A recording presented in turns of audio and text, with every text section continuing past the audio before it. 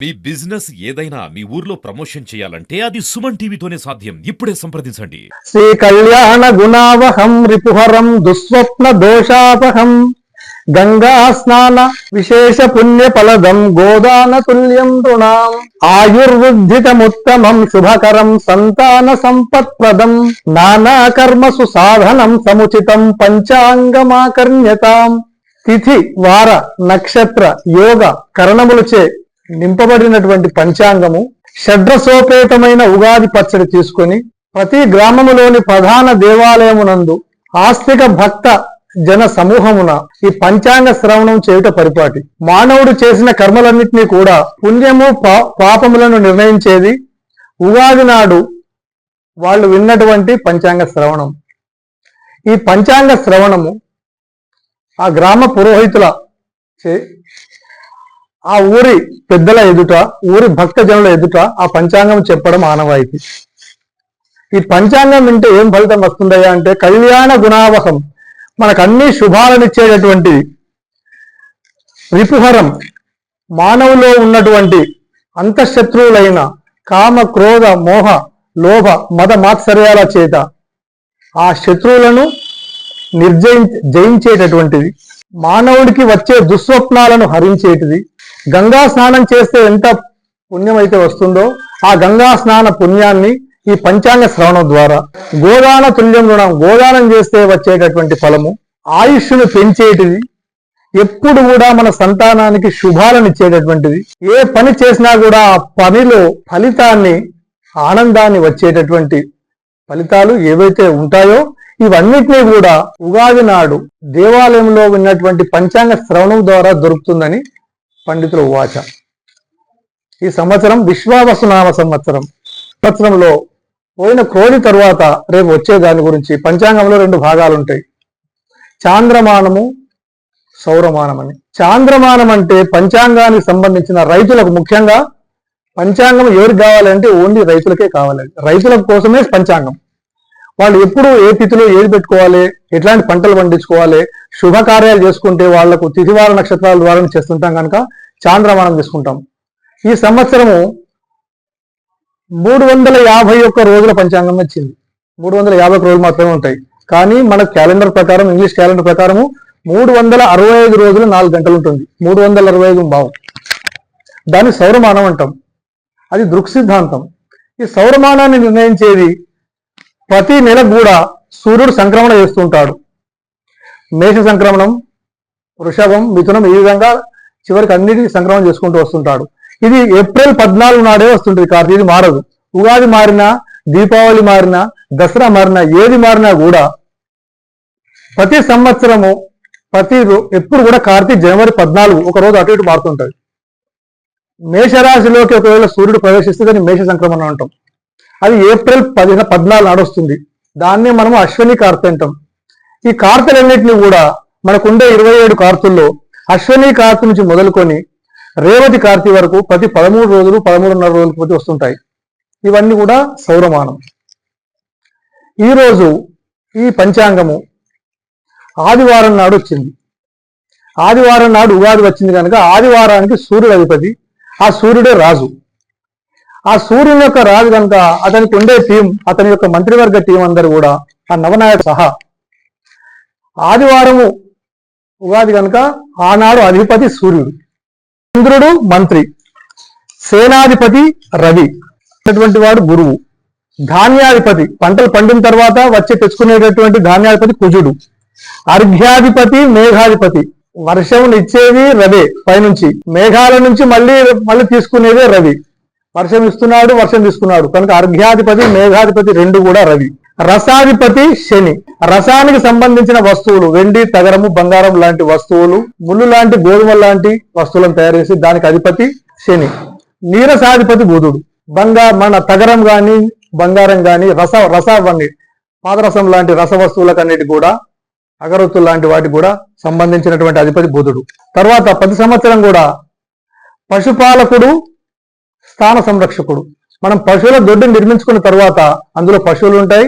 ఆ పశువులను కాపలాకు ఒక కాపలాదారును పెడుతుంటాం. ఈసారి పశుపాలకుడు యమధర్మరాజు, స్థాన సంరక్షకుడు కూడా యమధర్మరాజే. కనుక రెండు అతనే కనుక ఆ పశువులకు సంబంధించి ఈసారి పశువులకు చాలా ఇబ్బందుల పాలవుతాయి. దాని ద్వారా పాల ఉత్పత్తి తగ్గుతుంది. పాల ఉత్పత్తి తగ్గుతుంది కనుక పాలకు సంబంధించిన ప్రొడక్ట్స్ అన్నిటిని కూడా రేట్లు పెరుగుతాయి. పాల రేట్లు కూడా మనకి ఈసారి పెరుగుతుంటాయి. పాలకు సంబంధించిన ప్రతి పదార్థం యొక్క రేటు కూడా పెరుగుతుంటది. తర్వాత 1 తూము వర్షము 2 తూముల గాలి 8 వీసముల పంట. మనకు ఉండేది మొత్తం 20 తూములు ఉంటాయి. మన పాత లెక్క ప్రకారం 20 తూములు. 20 తూములు అయితే ఒక పుట్టెడని మన లెక్క. అందులో 1 తూము వర్షం, 2 తూముల గాలి. ఎప్పుడైనా కానీ గాలి తక్కువ ఉండి వర్షం ఉంటే కరెక్ట్గా ఉండి రివర్స్ లో ఉన్నది. ఆ పడే 1 తూము వర్షం కూడా ఈ 2 తూముల గాలికి మనకు వెళ్ళిపోతా ఉంటుంది అన్నట్టు. తర్వాత 8 వీసముల పంట. వీసం అంటే అర్ధన కాని అన్ని పోతుంటే చాలా వందలో చిన్నగా 4వ వంతు 4 పైసల మందం పంట అన్నట్టు. ఈసారి 4 పైసల మందం పంట వస్తేనే మనకు భరించలేకుండా ఉంటుంది. వీసమెత్తు పంట అంటే చాలా ఎక్కువ. అట్లాంటిది 7 వీసాల పంట వచ్చింది మనకు. కనుక ఈసారి పంటలు కూడా బాగానే ఉండే అవకాశం ఉంటుంది. తర్వాత ఇతనికి ఈ నాయకులతో పాటు ఓ సబ్ కమిటీ ఉంటుంది, ఉపనాయకులని. ఆ ఉపనాయకులు వస్త్రాధిపతి శుక్రుడు, పురోహితుడు బుధుడు, పరీక్షకుడు బుధుడు, గ్రామపాలకుడు రవి, గణకుడు శుక్రుడు, అశ్వాధిపతి రవి, గజాధిపతి బుధుడు, గ్రామనాయకుడు బుధుడు, గజాధిపతి కుజుడు, సర్పాధిపతి శుక్రుడు, మృగాధిపతి శని, దేవాధిపతి బుధుడు, దుర్గాధిపతి రవి, ధనాధిపతి కుజుడు, ఫలాధిపతి రవి, పరీక్షకుడు రవి, అజాధిపతి రవి, దైవజ్ఞుడు శని. తర్వాత ఈ వర్షం గురించి నిర్ణయించేది ప్రతి సంవత్సరం కూడా ఆకాశంలో మొత్తం కూడా పైన ఒక వ్యక్తి వస్తుంటాడు. ఒకసారి బ్రాహ్మణుడు వస్తుంటాడు, ఒకసారి వైశ్యుడు వస్తుంటాడు, ఒకసారి క్షత్రియుడు వస్తుంటాడు, ఒకసారి బాలకుడు వస్తుంటాడు, ఒకసారి వృద్ధుడు వస్తుంటాడు. ఈసారి 60 యోజన విస్తీర్ణం 100 యోజనమున్నతం ఆఢకస్య ప్రమాణంతో దేవమానేన గణ్యతే. నవభాగా సముద్రేషు పర్వతేషు సప్తమ దో భాగో భూమి పర్జన్య పంచవర్షిద. అంటే 10 యోజనముల వెడల్పు 100 యోజనముల ఎత్తుగల ఒక పాత్ర తీసుకొని బ్రాహ్మణుని యొక్క హస్తమందు ఉండటం వలన భూమి యందు 2 భాగాలు, పర్వతమందు 9 భాగాలు, సముద్రమందు 9 భాగాలు వర్షిస్తుంది. సముద్రమందు వర్షించిన భాగాలు సముద్రానికే ఉంటాయి. పర్వతాల మీద పడేటటువంటి వర్షమంతా కూడా మళ్ళీ వచ్చి సముద్రంలో కలుస్తుంటది. ఆ సముద్రంలో కలిసే ప్రాంతంలో ఆ నీళ్లు కూడా నదుల ద్వారా మనకు వస్తుంటాయి. తర్వాత భూమి పైన 2 భాగాలు పడుతుంటాయి. మొత్తానికి అన్ని కూడా వచ్చేసి ఆహార ధాన్యాలు కొరతలుంటాయి, పెరుగుతుంటాయి. ధాన్యాలు వస్తుంటాయి, ధాన్యాలు తరుగుతూ ఉంటాయి. విశ్వావసు నామ సంవత్సరం యొక్క ఫలితం ఈ విధంగా ఉంది. రోగాలు ప్రబలును, మధ్యమ వర్షములు, పంటలు మధ్యముగా ఫలించును, దూది నూలు పత్తి వస్త్రము ధరలు పెరుగును, రాజులు ప్రజా విశ్వాసము పొందేదారు. తర్వాత నవనాయకుల ఫలాలు. రాజు రవి ఉంటే ఆ రవి ఇచ్చే ఫలితాలు ఈ విధంగా ఉంటాయి. ప్రభువులకు పరస్పర విరోధము, శస్త్రముల వలన భయము, అగ్నిబాధలు కలుగును, పశువులు పాలు తక్కువగా ఇచ్చును, ప్రజలకు దుర్మార్గుల వలన అగ్నిచోరులు రోగముల బాధలు ఉంటును. ఇది ఇట్లా ఉంటుంది. రాజు యొక్క వాహనము ఏనుగు, అంటే నిదానంగా వస్తుంటాడు, అశ్వం కాకుండా. ఈసారి గజం వచ్చింది కనుక గజారుడు ఉన్న ఆయన అతను మెల్లగా వస్తుంటాడు కనుక ఆయురారోగ్యములతో ప్రజలందరూ సూచిస్తారు. అంతా సుభిక్షంగా ఉంటుంది. మంత్రి చంద్రుని యొక్క ఫలము. చంద్రుడు మనకారకుడు. చంద్రుడు రవి చెప్తా ఉంటాడు. ఇక్కడ సమస్య ఏమొచ్చిందంటే రవి రాజు కనుక రవే తీక్షణంగా ఉంటాడు కనుక గ్రహములన్నిటి కూడా అతనే అధిపతి కనుక అతను ఎవరు చెప్పే మాటలు వినడు. చంద్రుడున్నా బుధుడున్నా ఎవరున్నా కూడా ఆ రవిదే ప్రాబల్యం ఉంటుంది కనుక ఆ చంద్రుడు కూడా మంత్రిగా ఉండి ఆ రాజుకు ఏం సలహాలు చెప్పలేకపోతుంటాడు. దాని వలన ఆ రవి తీసుకునేటటువంటి నిర్ణయాలపైనే ఆ పరిపాలన ఉంటుంది. మళ్ళీ సేనాధిపతి కూడా రవి. ఈ సేనాధిపతి రవే రాజు రవి అంటే రాజు కనుక ఆదేశిస్తే సైన్యాధిపతి యుద్ధం చేయాలి. ఇక సైన్యాధిపతి రవే రాజు రవే కనుక అతను ఆర్డర్ ఇచ్చేది ఏం లేదు, అతనే యుద్ధం చేస్తుంటారు కనుక రాజులకు పరస్పర యుద్ధాలు, ప్రజలందరూ కూడా యుద్ధాల పాలవుతుంటారు. వాళ్ళు కూడా భయపడుతూ బతుకుతూ ఉంటారు. ధాన్యాధిపతి కుజఫలం. ముళ్ళుగల ధాన్యాలు, కందులు, బొబ్బెర్లు, మిర్చీలు ఇట్లాంటి అపరాల పంటలు ఈసారి బాగా పండుతాయి. తర్వాత సస్యాధిపతి గురువు. ఆ గురువు ఉండే వలన మళ్ళీ భూములు, గోధుమలు, పచ్చడి భూములన్నీ కూడా బాగా ఫలిస్తుంటాయి. అర్ఘ్యాధిపతి రవి. ఈసారి వర్షములు తక్కువగా ఉంటాయి, ఒక్కోసారి ఎక్కువగా ఉంటాయి. అంటే మనకు అవసరం వచ్చినప్పుడు ఏమో తక్కువగా ఉంటాయి, మనకు అవసరం లేనప్పుడు ఎక్కువగా వస్తుంటాయి. కనుక హెచ్చు తగ్గుల ద్వారా ఆ పంటలన్నీ కూడా మధ్యమంగా ఉంటాయి, వర్షాలు మామూలుగా ఉంటాయి. అర్ఘ్యాధిపతి మేఘాధిపతి 2 కూడా అతనే. సముద్రంలో ఉన్నటువంటి నీళ్ళన్నింటినీ కూడా మేఘాల రూపంలో స్వీకరించేది రవే. మేఘాల్లో వచ్చినటువంటి నీళ్ళన్నింటినీ కూడా మళ్ళీ అర్ఘ్యంగా మళ్ళీ కిందికి ఇచ్చేది కూడా రవే. కనుక ఆ చక్ర భ్రమణంలో రవి అధిపతి కనుక అవి మిశ్రమ ఫలితాలు ఉంటాయి.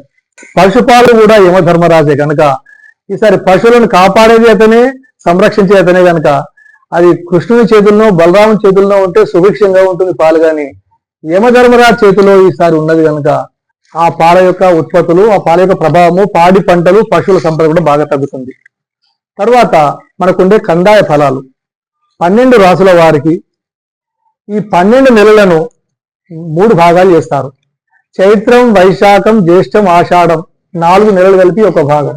శ్రావణం, భాద్రపదం, ఆశ్వీజం, కార్తీకం ఈ నాశరం, పుష్యం, మాఘం, పాల్గం ఈ 4 భాగాలు. వీటిని కందాయాలు అంటారు. మొట్టమొదటి 4 నెలలకు ఒక ఫలితము, తర్వాత మళ్ళీ 4 నెలలకు మళ్ళీ ఫలితము.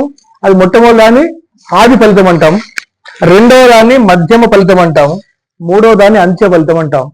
ఈ 3 సంవత్సరంలో ఈ 3 భాగాలు చేసినటువంటి సంవత్సరము 14 నెలల పాటు ఏ విధంగా ఫలితాలు ఉంటాయంటే నక్షత్రాలకు సంబంధించి అశ్విని నక్షత్రం వాళ్లకు 3, 0, 1 అంటే మొదటి 4 నెలలు 3 వస్తుంటాయి, మధ్యలో 4 నెలలు 0, చివరి 4 నెలలు 1.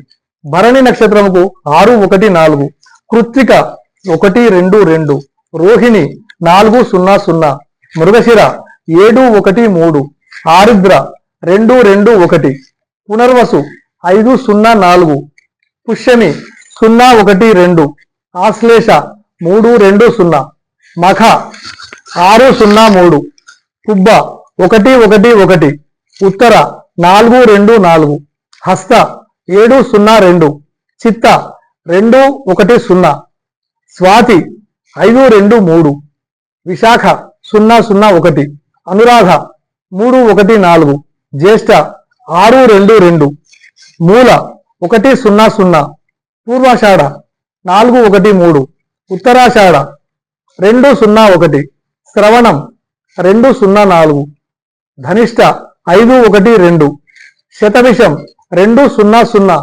పూర్వభాద్ర 3, 0, 3, ఉత్తరాభాద్ర 6, 1, 1, రేవతి 1, 2, 4. ఈ విధంగా మనకు కందాయాలు ఉంటాయి.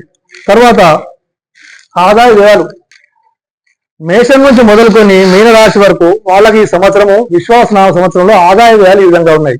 మేషరాశి వాళ్లకు 2 ఆదాయము 14 వ్యయము, వృషభ రాశి 11 ఆదాయము 5 వ్యయము, మిథున రాశి 14 ఆదాయము 2 వ్యయము, కర్కాటకం 5 ఆదాయము 2 వ్యయము, సింహం 11 ఆదాయము 11 వ్యయం, కన్య 14 ఆదాయము 2 వ్యయం, తుల 11 ఆదాయము 5 వ్యయము, వృశ్చికం 2 ఆదాయము 14 వ్యయం, ధనుస్సు 5 ఆదాయము 5 వ్యయం, మకరం 8 ఆదాయము 14 వ్యయం, కుంభం 8 ఆదాయము 14 వ్యయం, మీనం 5 ఆదాయం 5 వ్యయం. ఈ విధంగా 12 రాసుల వారికి ఆదాయాలు వ్యయాలుంటాయి. దీంతో పాటు రాజపూజ్యము, రాజ అవమానం, మనకి ఈసారి ఎంత గౌరవం వస్తుంది, ఎంత అవమానం వస్తుంది అనే దానికి మేషరాశి వాళ్లకు రాజపూజ్యం 5, రాజ అవమానం 7, వృషభ రాశి వాళ్లకు రాజపూజ్యం 1, రాజ అవమానం 3, మిథున రాశి వాళ్లకు రాజపూజ్యం 4, రాజ అవమానం 3, కర్కాటక రాశి వాళ్లకు రాజపూజ్యం 7, రాజ అవమానం 3, సింహరాశి వాళ్లకు రాజపూజ్యం 3, రాజ అవమానం 6, కన్య రాజపూజ్యం 6, రాజ అవమానం 6, తులారాశి వాళ్ళు రాజపూజ్యము 2, రాజ అవమానం 2, వృశ్చిక రాశి రాజపూజ్యం 5, రాజ అవమానం 2, ధనుస్సు రాజపూజ్యం 1, రాజ అవమానం 2, మకర రాశి రాజపూజ్యం 4, రాజ అవమానం 5, కుంభరాశి రాజపూజ్యం 7, రాజ అవమానం 5, మీనరాశి వాళ్లకు రాజపూజ్యం 3, రాజ అవమానం 1. సరే, మకర సంక్రాంతి సోమవారం రాత్రి 9 గంటలకు అనురాధ నక్షత్రంలో వృద్ధి యోగం కౌల కరణంలో రవి మకర రాశి ప్రవేశము. మకర సంక్రాంతి పురుష స్వరూపము 3 శిరస్సులు 2 ముఖాలు 4 నాలుకలు కలిగిన వికృతమైన నల్లటి శరీర ఛాయ 100 యోజనముల ఎత్తు 12 యోజనముల వెడల్పు కలిగి భీకరాకార్యం కలిగినటువంటిది కనుక ఈ సంక్రాంతి పురుషుని యొక్క స్వరూపాన్ని ఎవరైతే ఉగాది నాడు వింటారో వాళ్లకు ఆ సంవత్సరము వాళ్ళు చేసినటువంటి తెలియకుండా గానీ తెలిసేసిన పాపాలన్నింటినీ కూడా పోయి పాత ఎన్ని కూడా పాపాలు పోయి కొత్తగా పుణ్యము సంపాదించుకునే ప్రయత్నం వల్ల జరుగుతుంది. సంచరించే క్రమంలో రవి ప్రతి నెల కూడా ప్రతి మాసంలో కూడా సంక్రమణ చేస్తుంటాడు కనుక శుక్రునితో రవి కలిసినప్పుడు శుక్రమౌఢ్యం అంటాము. రవితో గురువు ఈసారి ఎట్లా ఉందంటే జ్యేష్ఠ శుద్ధ త్రయోదశి 10వ తేదీ 6వ నెల 2025 నుంచి ఆషాఢ శుద్ధ చతుర్దశి అంటే 9/7/2025 వరకు గురు మౌఢ్యమి, శుక్రమౌఢ్యమి.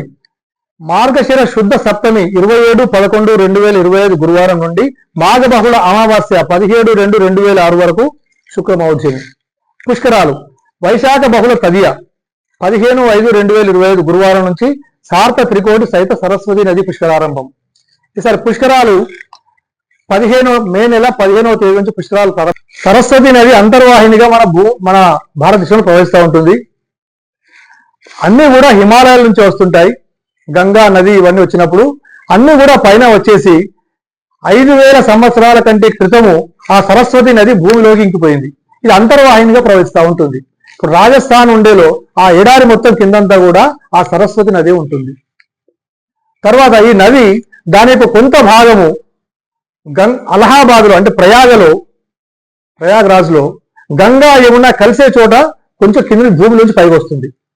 దాన్ని మనం త్రివేణి సంగమం అంటాం. అక్కడనే గంగా యమున సరస్వతి ఉంటుంది.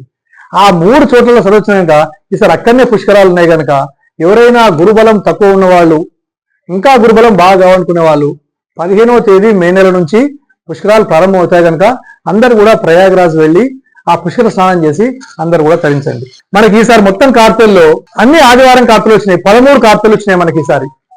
13 కూడా ఆదివారం వచ్చినాయి. మిగిలిన సోమవారము, బుధవారము, ఆదివారం అటు వచ్చినాయని కూడా రాత్రి పగలు వచ్చినాయి. మనకి ఇప్పుడు రేపటి నుంచి ప్రారంభం అవుతుంది. రేపు ఉగాది నుండి 14వ తేదీన జగన్ లగ్నం అంటాం మనం. రేపు వచ్చేది వర్ష లగ్నం అంటాం. వర్ష లగ్నం అంటే ఆ సంవత్సరానికి సరిపోయేటటువంటి లగ్నం. ఆ సంవత్సరానికి సరిపడే లగ్నము ఉగాది నుంచి ప్రారంభం అవుతుంది. అది రేవతి నక్షత్రంలో ఉంటుంది. తర్వాత 14వ తేదీ ప్రతిసారి కూడా 14వ తేదీ వస్తుంది అశ్విని కార్తీ. ఆ 14వ తేదీ నుంచి రవి సంక్రమణ వస్తుంది కనుక ఆనాటి నుంచి అశ్విని కార్తీ ప్రారంభం అవుతుంది. అశ్విని భరణి ఇట్లా వచ్చి కార్తీలు మొత్తం 27 కార్తీలు సంవత్సరం దాకా 351 రోజుల వరకు ఈ కార్తీలన్నీ వస్తుంటాయి. ఈ కార్తీలు వచ్చేటప్పుడు మనకు ఈసారి మృగశిర కార్తీలో మామూలు వర్షాలు వచ్చేసి పునర్వసు కార్తీలో కొంచెంగా పెరిగి పుష్యములో ఇంకా కొంచెం పెరిగి ఆశ్లేష కార్తీ నుంచి వర్షాలు మనకు పెరుగుతుంటాయి. ఈసారి మఖా పుబ్బలో వర్షాలు బాగున్నాయి. సాధారణంగా రైతులకు మఖా పుబ్బలో వర్షాలు ఉండొద్దు, కానీ మనకు లేటుగా వస్తున్నాయి కనుక మఖా పుబ్బలో వచ్చేసి నదీ నదాలు నిండి కార్తులన్నీ కూడా ఈసారి బాగానే ఉంటాయి. మనకు యూట్యూబ్ లో చూసుకుంటూ అందరు కూడా గ్రహణం ఉందా ఈ గ్రహణం ఏం లేదు. అందుకని ఉగాది నాడు ఖచ్చితంగా ప్రతి వాళ్ళు కూడా గుడికి వెళ్ళి, మన ఇంట్లో క్యాలెండర్లు ఉంటాయి, యూట్యూబ్లు ఉంటాయి, ఎన్నున్నప్పటికీ కూడా ఏ ఊర్లో ఉంటే ఆ ఊర్లో, హైదరాబాద్లో ఉంటే ఏ గల్లీలో ఉంటే ఆ గల్లీలో ప్రతి దగ్గర కూడా పంచాంగ శ్రవణం చేస్తుంటారు. అక్కడికి వెళ్ళి కనుక్కోవాలి ముందే. అందరు కూడా ఇబ్బంది పెట్టదు ప్రశ్న అడుకుంటూ. ఈ చంద్రగ్రహణము 7/9/2025 రోజు భాద్రపద శుద్ధ పౌర్ణిమ నాడు చంద్రగ్రహణం ఉంటుంది సాయంత్రం. తర్వాత ఇంకొక చంద్రగ్రహణం వచ్చింది మళ్ళీ, అది 3వ తేదీ 3వ నెల అంటే పాల్గొన శుద్ధ పూర్ణిమ నాడు వస్తుంది. ఈ 2 కూడా రాత్రికే ఉంటాయి. ఆ నాటికి ఎవరికి చూడకూడదు చూడవచ్చు అనేది ఇప్పటి నుంచి చెప్తే అప్పటిదాకా ఎవరికి గుర్తుండదు కనుక, అంతకంటే ముందు ఎట్లాగూ యూట్యూబ్లో ఉదరగొడతారు కనుక అప్పుడు ముందు తెలుసుకోండి. మనకు నుంచి మీన రాశి వరకు ఈసారి రాశుల యొక్క ఫలితాలు ఈ విధంగా ఉంటాయి. ఆదాయ వ్యయాలు చెప్పుకున్నాం, కందాయ ఫలాలు చెప్పుకున్నాం. మేషరాశిలో ఈసారి 14వ తేదీ అనేది మర్చిపోండి, ఎందుకంటే ఇక నెల 15 రోజులు అయితే కార్తీ మారిపోతుంది. ఈ గురువు కూడా వృషభంలో ఉన్నాడు, మిథునంలోకి వెళ్ళిపోతాడు. కుంభంలో ఉన్నటువంటి శని ఈ రోజే అవుతుంది. ఆ షష్టగ్రహ కూటమిలో కుజుడు, గురువు, కేతువు ఈ 3 గ్రహాలు తప్ప మిగిలిన 6 గ్రహాలన్నీ కూడా మీనరాశిలోనే ఉన్నాయి. దాన్ని షష్టగ్రహ కూటమి అంటాం. ఈ షష్టగ్రహ కూటమికి యొక్క లక్షణాలు ఉపద్రవాలు, ప్రాకృతి ఉపద్రవాలు అంటే సునామీలు రావడము, నదుల్లో ఉపాధి నుంచి ఆ చంద్రుడు మాత్రం రేపు కూడా కొంత భాగం ఉంటుంది. రేపటి నుంచి కూడా రేవతి అశ్విని వస్తుంది కనుక ఈ షష్టగ్రహ కూటమితో కూడా బాగా ఫలితాలు ఉంటాయి. శనివారం నాడు శని మీనరాశిలోకి వస్తున్నాడు. మేషరాశి వాళ్లకు అది ద్వాదశం అంటే వాళ్లకు సడే సాత్ ప్రారంభమైంది. మీనరాశిలో 2.5 సంవత్సరాలు, మేషరాశిలో 2.5 సంవత్సరాలు, వృషభ రాశిలో 2.5 సంవత్సరాలు, మొత్తం 7.5 సంవత్సరాలు అంటే సడే సాత్గా ఉంటుంది వాళ్ళకు. కనుక శని చేత వాళ్ళు తీవ్రంగా బాధించబడతారు. దానికి సంబంధించినటువంటి జపతపాలు ఆ పురోహితులను, సిద్ధాంతులను, జ్ఞానులను అడిగి తెలుసుకొని దాన్ని పాటించుకోండి. మేషరాశి వాళ్లకు ఇప్పటిదాకా వృషభంలో గురువు ఉన్నాడు. గురువు 2ంట ఉండి బాగా ఫలితాలు పొందినారు వాళ్ళు. ఈసారి గురువు 3ంట పోతున్నాడు. గురువు 3ంట ఉంటే అన్ని కూడా దుష్ఫలితాలు వస్తుంటాయి. ఈసారి మేషరాశి వాళ్లకు ఇటు శని బలం లేదు, గురు బలం లేదు. అత్యంత జాగరూకతతో ఉండాలి. ఎక్కువ తక్కువ కొత్త పనులను ప్రారంభించడం చాలా తక్కువ చేసుకోవాలి. ఎవరితోటి వాదులాడలకు దేవకుండా ఉన్నంతలో మీరు కోల్పోతుండాలి మేషరాశి వాళ్ళు. వృషభ రాశి వాళ్లకు ఈసారి 11వ ఇంట శని వచ్చినాడు. విపరీతమైన శని ప్రభావం ఉంటుంది వాళ్ళకు, చాలా బ్రహ్మాండంగా ఉంటుంది. తర్వాత 2ంట గురువు. ఈసారి వృషభ రాశి వాళ్లకు విపరీతమైనటువంటి సౌఖ్యం ఉంటుంది. ఎప్పుడు కూడా రాలేదు. చాలా ఈ గత 10 సంవత్సరాలుగా వృషభ రాశి వాళ్ళకి ఎప్పుడు కూడా గ్రహచారం సరిగా లేదు. ఈసారి మాత్రం వాళ్ళ గ్రహచారం బాగానే వచ్చింది.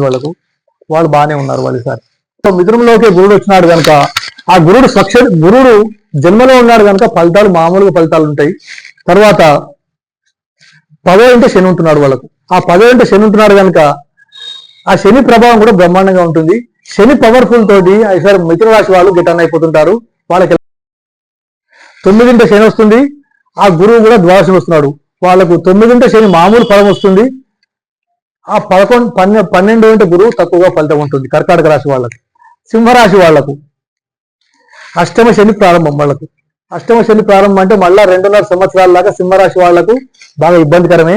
కాకపోతే వాళ్లకు గురువు 11వ ఇంట ఉన్నాడు కనుక ఆ గురుబలంతో ఈసారి సింహరాశి వాళ్ళకు బ్రహ్మాండంగా ఉంటుంది. కన్యారాశి వాళ్లకు శని సప్తమంలో ఉన్నాడు. మామూలు ఫలితం, మధ్యమ ఫలితము. తర్వాత 10వ ఇంట గురువు నిష్ఫలం, ఫలితం ఏం లేదు వాళ్ళకు. తులారాశి వాళ్ళు పాపం, తులారాశి వాళ్ళకి ఇప్పటిదాకా సడే సాతులుండి బాగా ఇబ్బందుల పాలైన తులారాశి వాళ్ళు, ఈ వృషభము తులారాశి వాళ్ళు గత 10 సంవత్సరాలుగా బాగా బాధించబడుతున్నారు జాతక రీత్యా. ఈసారి నుంచి వాళ్ళకి బాగా మారిపోతుంది. ఈసారి తులారాశి వాళ్ళకైతే చాలా బ్రహ్మాండంగా ఉన్నది. వాళ్లకు 9వ ఇంట గురువు ఉన్నాడు, 6వ ఇంట శని. ఇంత అద్భుతంగా వాళ్ళకి ఇప్పుడు కూడా లేదు కనుక ఈసారి తులారాశి వాళ్లకు చాలా బ్రహ్మాండంగా ఉంటుంది. 6ంట గురువు, 6ంట శని, 9ంట గురువు చాలా బ్రహ్మాండంగా ఉంటుంది. తులారాశి వాళ్ళు, వృషభ రాశి వాళ్ళు ఈ సంవత్సరం చాలా అదృష్టవంతులు. ఎందుకంటే ఒకటికి గురు బలం బాగా ఉన్నప్పుడు శని వీక్గా ఉన్నాడు, శని బలం ఉంటే గురువు వీక్గా ఉన్నాడు. వీళ్ళకి మాత్రం 2 కూడా బ్రహ్మాండంగానే ఉన్న కనుక ఈసారి వాళ్ళు కోల్పోయిన వైభవం అంతా కూడా తులారాశి వాళ్ళు కూడా పొందాలి. ఇప్పటిదాకా వాళ్ళు గత 8 సంవత్సరాలుగా 15 సంవత్సరాలుగా వాళ్ళు పడ్డ బాధలన్నీ కూడా తులారాశి వాళ్ళకు ఈసారితో పటాపంచలైపోయి వాళ్ళందరూ కూడా బ్రహ్మాండంగా ఉంటారు. వాళ్లకు అర్ధాష్టమ శని ఉంటే మొన్నటి వరకు పాపం ఈ అర్ధాష్టమ శని పోయి వాళ్ళు మామూలుగా 5వ ఇంటికి వచ్చారు. శని యొక్క ప్రభావం బాగా తగ్గిపోయింది. శని మైనస్ లో నుంచి ప్లస్ లోకి వచ్చినాడు. వాళ్ళకి ఇబ్బంది ఏం లేదు. తర్వాత గురువు మాత్రం అష్టమంలోకి వచ్చేసి వాళ్ళకు కొంచెం తక్కువ ఉంది కనుక వాళ్ళు కూడా మామూలుగానే ఉన్నాడు. అది కూడా పర్వాలేదు సార్. ఇప్పటిదాకా వాళ్ళు 3ంట శని ఉండి బ్రహ్మాండంగా నడిపించుకున్నారు ధనుసు రాశి వాళ్ళు. ఈసారి 3 నుంచి 4 అర్ధాష్టమ శని పోతున్నారు. ఈ అర్ధాష్టమ శని పోయిన తర్వాత వాళ్ళందరూ కూడా 2.5 సంవత్సరాల పాటు శనితోటి పీడించబడతారు. కనుక ఈ 2.5 సంవత్సరాలు చాలా జాగ్రత్తగా ఉండాలి. ఏది చేసినా కూడా 1-2 సార్లు బాగా ఆలోచించి పనిచేయాలి శనికి సంబంధించిన పనులు. కానీ గురువు సప్తమంలో విపరీతంగా రాజయోగం ఉంటుంది. విపరీతంగా రాజయోగం అన్న పని అవుతుంటది. ఎన్ని పనులు ముందే పోయినా కూడా ఈ శని పుంచుతుంటాడు కనుక ఈ శనిని కూడా బ్యాలెన్స్ చేసుకుంటే గురువు యొక్క ఫలితం ఉండాలి. ఆ విధంగా ధనుసు రాశి వాళ్ళు గిటన్ అయిపోవాలి. తర్వాత మకర రాశి వాళ్ళకి 3ంట శని. 3ంట శని అంటే ముందే శని, మకర రాశి అంటేనే శని అధిపతి. 3ంట ఉన్నాడు కనుక విపరీతంగా బాగుంటుంది. కానీ 6ంట గురువు ఉండి కొంచెం ఫలితం తక్కువన్నా కూడా ఈ మకర రాశి వాళ్ళు శని ప్రభావం చేత వాళ్ళందరూ కూడా చాలా సౌఖ్యంగా ఉంటారు. తర్వాత కుంభరాశి వాళ్ళు బాగా మొదటి నుంచి కూడా శనితోటి బాధించబడుతున్నారు. మళ్ళీ వాళ్ళకి ఇంకా సడేసారి నడుస్తూనే ఉన్నది. ఇంత సడేసారి నడిచేప్పటికి కూడా ఈ శనితోటి బాధింపబడి కూడా 5వ ఇంట గురువు పోతున్నాడు కనుక ఈసారి చాలా ఆనందకరంగా ఉంటారు. వాళ్ళందరూ కూడా బ్రహ్మాండంగానే ఉంటుంది. వాళ్ళు ఎట్లా జన్మ శని ఉన్నది, మనం ఏం చేయలేము. 4ంట వాళ్లకు గురువు ఉన్నాడు, గురు ఫలితం కూడా లేదు. మీన రాశి వాళ్ళు కూడా చాలా జాగ్రత్తగా వాళ్ళ మీద ఎదుర్కోవాలి. న్యాయేన మార్గేణ మహిం మహిషాం గోబ్రాహ్మణేభ్య శుభమస్తు నిత్యం లోకా సమస్త సుఖినో భవంతు. కరుణ మహాదేవ.